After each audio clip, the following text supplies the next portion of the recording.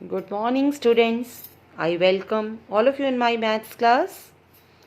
Today I am going to teach some more important problems on coordinate geometry.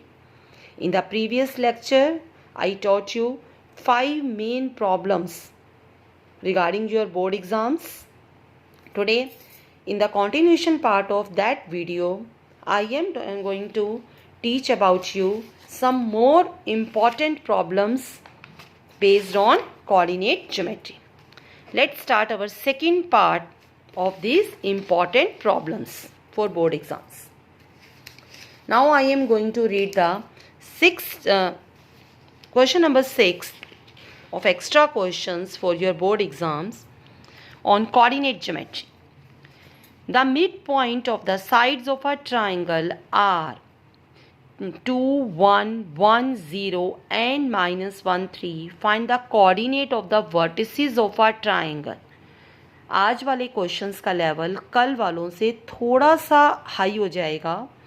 आप बड़े ध्यान से समझेंगे और ये ऐसे क्वेश्चंस हैं जो रिपीटेडली बोर्ड्स में आ रहे हैं बार बार और फिर घूम फिर कर दोबारा आते रहते हैं. तो हम उस क्वेश्चन को डिस्कस कर रहे हैं जो मैं आपको बताना चाहती हूँ. हमारे पास एक ट्राइंगल है. आप ध्यान से देखेंगे यहाँ पर ये गलती हो जाती है कि हम इसको ट्राइंगल के वर्टिसेस ले लेते हैं जबकि यहाँ पर मिड पॉइंट दिया हुआ है. तो ये मिड पॉइंट्स गिवन है हमारे पास. हमें ट्राइंगल के वर्टिसेस निकालने हैं. तो हम कैसे निकाल सकते हैं, बस यही अच्छी तरीके से आप समझने की कोशिश करेंगे और इस क्वेश्चन से आपके बहुत सारे एक्स्ट्रा क्वेश्चंस निकल जाएंगे जब आप सैम्पल पेपर्स ट्राई करेंगे. तो मेरे पास 3 कोऑर्डिनेट्स हैं. मैं एक को x1 y1, दूसरे को x2 y2 और तीसरे को x3 y3 हम लेट कर लेते हैं जो हमें फाइंड आउट करना है. अब मिड पॉइंट दे रखा है तो अब मिड पॉइंट का कॉन्सेप्ट यूज़ कर हम अपनी इक्वेशंस फॉर्म करेंगे. आपको पता है मिड पॉइंट का क्या कॉन्सेप्ट होता है. मिड पॉइंट का कॉन्सेप्ट होता है x1 + x2 / 2 + y1 + y2 / 2. हम सेम कॉन्सेप्ट यूज़ कर रहे हैं अपने इस सम के लिए. हमने क्या किया, x1 + x2 / 2 = 2 क्योंकि x की जगह 2 दे रखा है. y1 + y2 / 2 = 1. इसी तरह से x2 + x3 / 2 = 1. x1 + x3 / 2 = -1. तो हमने ये सारी इक्वेशंस बनाई. ये 6 बन जाएंगी हमारे पास. क्रॉस मल्टीप्लाई करके ये आपके पास 6 इक्वेशंस आ जाएंगी. अब जब आप इनको सॉल्व करेंगे तो आपके पास कोऑर्डिनेट निकलेंगे. सॉल्व कैसे कर सकते हैं, सबसे पहले आप इन तीनों इक्वेशंस को ऐड कर दो.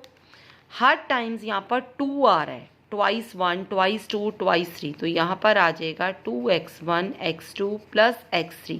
2 मैंने बाहर कॉमन ले लिया. जब इसको ऐड करेंगे तो यहाँ पर ये 2 से 2 कैंसिल हो जाएगा. ये 4 आ जाएगा. 4 में से भी अगर हम 2 कैंसिल कर देते हैं, ये 2 डिवाइड करेगा तो खाली 2 आ जाएगा. अब किसी एक इक्वेशन की वैल्यू x1 + x2 कितना दे रखा है, 4. अगर मैं x1 + x2 की जगह पर 4 पुट कर दूं तो मेरे पास सिंपल तरीके से x3 निकल जाता है. 2 - 4 -2 आ गया.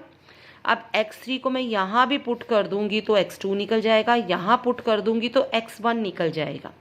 सेम पैटर्न को फॉलो करते हुए y के साथ निकालेंगे तीनों कोऑर्डिनेट्स. बाद में अपने कोऑर्डिनेट्स फॉर्म करेंगे x1 y1, x2 y2, x3 y3. Very important question है. आप इसको ज़रूर अच्छे तरीके से सॉल्व करेंगे. आज हमारे पास मिड पॉइंट्स दे रखे हैं. हमारे पास मिड पॉइंट गिवन है और उनसे हमें क्या फॉर्म करना है, वर्टिसेस निकालने हैं. तो मिड पॉइंट का कॉन्सेप्ट यूज़ करके पहले ये 6 इक्वेशंस आएंगी. मैंने आपको सॉल्व करना सिखाया है.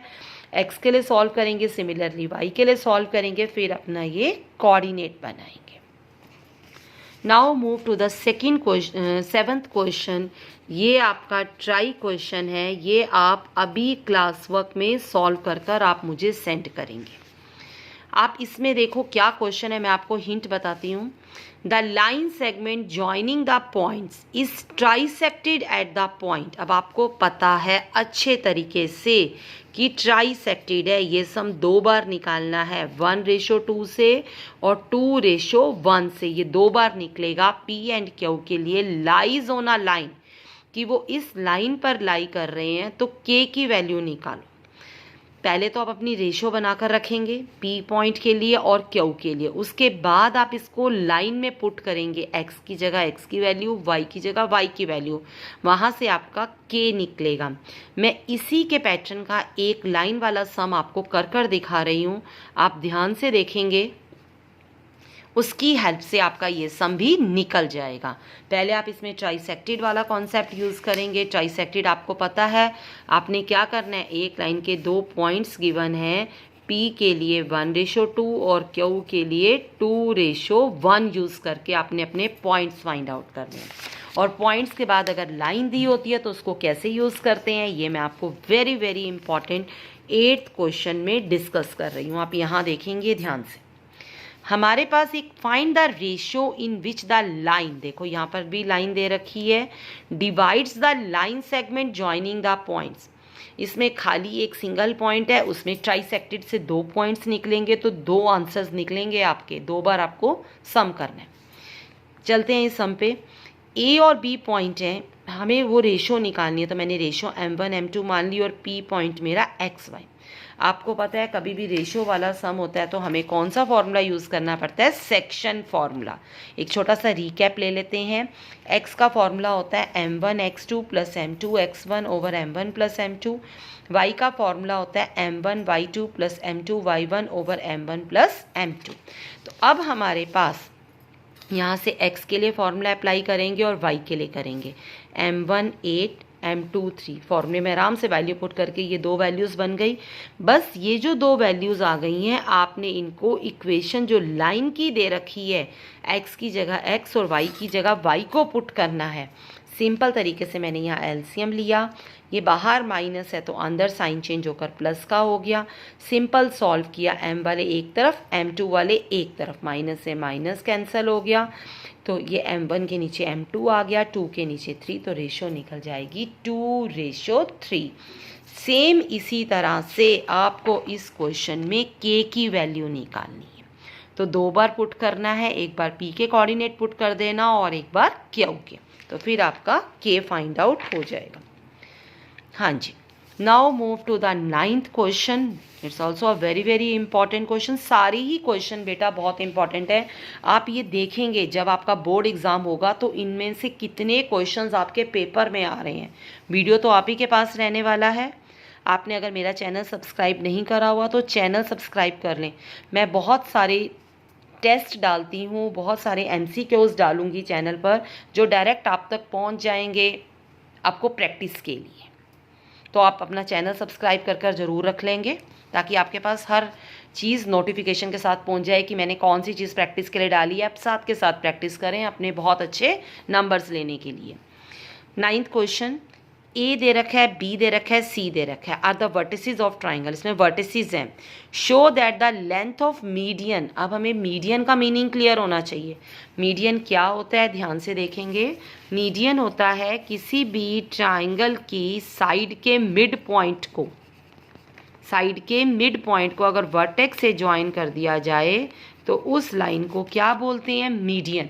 और जो ट्राइंगल के मीडियन होते हैं वो एक दूसरे को 2:1 में डिवाइड करते हैं। यहाँ से आपका एक MCQ तैयार होता है, आप इसको अच्छे तरीके से ध्यान में रखेंगे कि मीडियंस ट्राइंगल के अंदर किस रेशो में एक दूसरे को इंटरसेक्ट करते हैं, 2:1 में।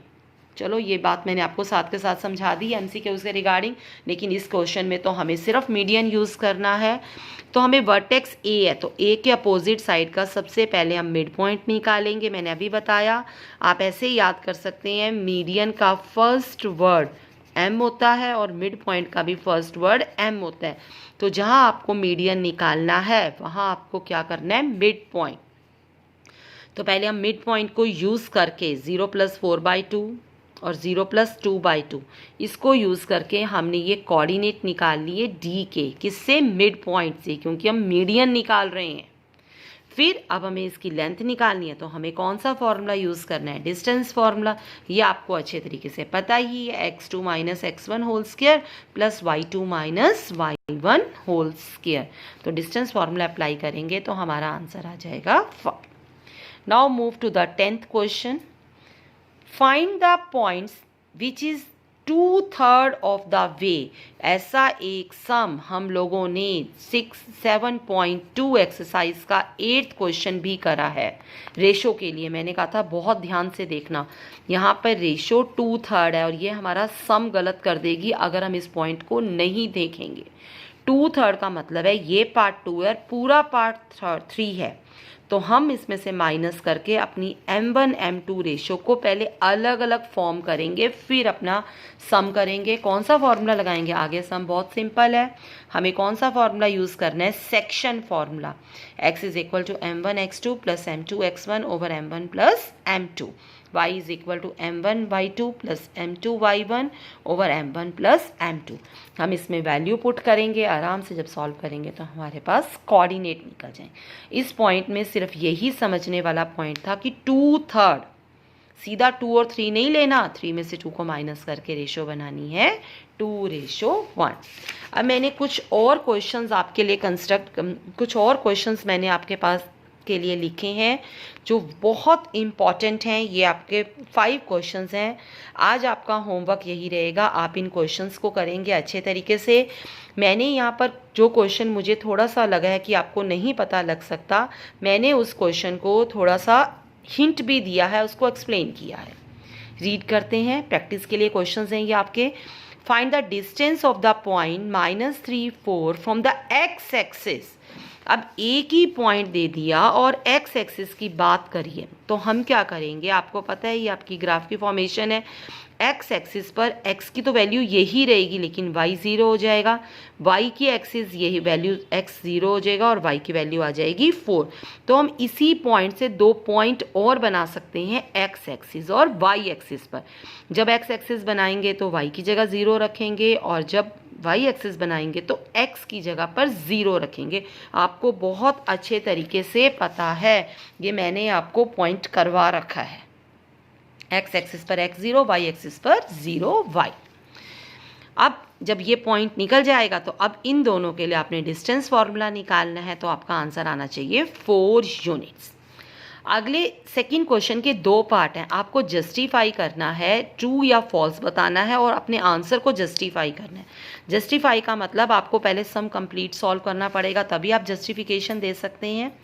फर्स्ट क्वेश्चन तो सिंपल है, 0 5 0 -9 3 एंड 6 आर कोलिनियर। तो आप प्रॉपर्टी सेटिस्फाइड करो, कोलिनियर है या नहीं, तो ये नहीं आएगा, फॉल्स। प्रॉपर्टी सेटिस्फाई नहीं होगी। आपको पता है ना कोलिनियर की प्रॉपर्टी क्या होती है, ये भी मैंने आपको बड़े अच्छी तरीके से बता रखा है, नहीं तो आप रिकैप ले लें। सबसे बड़ी साइड अगर बाकी दोनों का सम है तो कोलिनियर है, नहीं तो वो कोलिनियर नहीं है। बी पार्ट, एक पॉइंट है lie on a circle, circle के ऊपर रेडियस होना चाहिए 6 सेंटीमीटर फ्रॉम दिस सेंटर। क्या ये ट्रू है? ये फॉल्स आएगा। कैसे करना है अब समझेंगे। ये सेंटर है, ये पॉइंट है, आप इन दोनों के लिए डिस्टेंस फॉर्मूला निकाल दो। अगर आपका डिस्टेंस फॉर्मूला 6 के इक्वल आता है तो ट्रू है, नहीं तो ट्रू नहीं है। ये 6 के इक्वल नहीं आएगा। जब आप सॉल्व करेंगे तो ये 26 आएगा, क्योंकि मैंने भी सॉल्व किया है। 26 रूट कभी भी 6 के इक्वल नहीं हो सकता, तो इसके लिए ये आपकी स्टेटमेंट क्या हो जाएगी? False. Third question, determine the area of a triangle. ये आपने नहीं करना क्योंकि अभी आपके सिलेबस में नहीं है, तो आप ये वाला थर्ड क्वेश्चन करेंगे।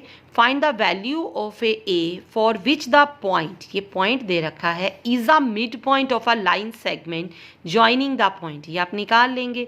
ये एक लाइन सेगमेंट दे रखी है Q और R, और जो P है वो इसका मिड पॉइंट है, तो आपने A की वैल्यू निकालनी है। A आपका निकलेगा -9। Fourth question, a line segment is of length 8 unit if the coordinate of its ends are 2 -3 and the abscissa, आपको पता है ना abscissa किसे बोलते हैं? x की वैल्यू, और ऑर्डिनेट किसे बोलते हैं? y की वैल्यू। ये भी मैंने आपको करवा रखा है, अगर आपको याद हो, नहीं तो आप रिकैप ले सकते हैं। abscissa मीन्स x की वैल्यू, ऑर्डिनेट मीन्स y की वैल्यू। तो हमें क्या करना है, हमारे पास एक पॉइंट दे रखा है जिसका डिस्टेंस 8 यूनिट दे रखा है। इस तरह का एक सम हमने 7.1 का 8th क्वेश्चन करते हैं, हम उसी मेथड से करेंगे। बस अब यहाँ पर हम abscissa की जगह 10 रखेंगे और ऑर्डिनेट हमें निकालना है, तो सेम उसी तरह से सॉल्व करेंगे। क्वाड्रेटिक इक्वेशन बनेगी, उसके 2 आंसर्स निकलेंगे, y = -3 एंड -3। फिफ्थ क्वेश्चन, एक पॉइंट गिवन है 0 एंड 2 इज इक्वी डिस्टेंट। अब आपको इक्वी डिस्टेंट भी पता है, इक्वी डिस्टेंट नहीं तो मैं आपको रिकैप करवा देती हूँ। इक्वी डिस्टेंट क्या होता है, दोनों पार्ट आपस में इक्वल होते हैं। आपने बहुत सारे क्वेश्चन करे हैं 7.1 एक्सरसाइज के 6, 7th, 8th, 9th, चारों के चारों 7th, 8th, 9th, 10th question, चारों के चारों क्वेश्चन इसी पर बेस्ड हैं। ये पॉइंट है, फ्रॉम द पॉइंट, ये दो पॉइंट्स हैं, find P, also find the length of A P. तो ये बहुत क्वेश्चन सिंपल है कि एक लाइन है बी और सी, जो ए पॉइंट है वो इक्वी डिस्टेंट है, तो ये दोनों पार्ट आपस में इक्वल होंगे, तो वहाँ से पी की वैल्यू निकल जाएगी। जब पी निकल जाएगी तो आपको ए बी के लिए डिस्टेंस फार्मूला लगाकर उसकी लेंथ भी निकालनी है।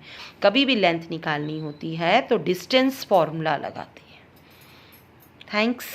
आप इन क्वेश्चंस को ज़रूर ट्राई करेंगे, ये वेरी वेरी इंपॉर्टेंट क्वेश्चंस हैं आपके बोर्ड एग्जाम्स के लिए।